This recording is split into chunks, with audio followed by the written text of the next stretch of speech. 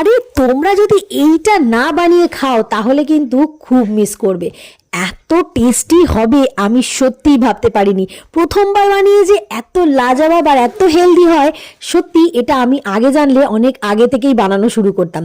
বেশি কথা না বলে ঝটপট রেসিপিটা তোমাদেরকে বলে দিই। তোমরা বাড়িতে কেউ যদি আসে তাহলে কিন্তু এটা বানিয়ে অবশ্যই খাইও, সুনাম পাবেই পাবে। সঙ্গে কিন্তু এটা খুবই হেলদি, বাচ্চাদের জন্য ভীষণ উপকারী।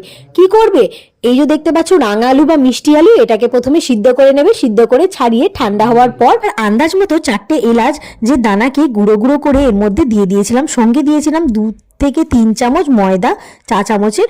আর এই যে দেখতে পাচ্ছ আমুল স্প্রে প্যাকেট, এটা আমি 4 প্যাকেট দিয়েছিলাম, 5 টাকা দামের প্যাকেটটা। তো ভালো করে মিশ্রণটাকে আমি এদিকে মেখে রেখেছিলাম, আর এদিকে আমি জল ফুটিয়ে দিয়েছিলাম। চিনি আর এলাচ দিয়ে একটা সুন্দর চাশনি বলে বা মিষ্টির রস, এটাকে ফুটিয়ে নিয়েছিলাম। আমার ওদিকে চাশনি রেডি হয়ে গেছে। এদিকে আমি মিশ্রণটাকে মাখিয়ে সঙ্গে আমি একটুখানি প্রায় চা চামচের 2 চামচ ঘি দিয়েছিলাম, দিয়ে ভালো করে মাখিয়ে রেখে দিয়েছিলাম। ওদিকে আমি ফ্রাইং প্যানে তেল গরম করতে দিয়েছিলাম।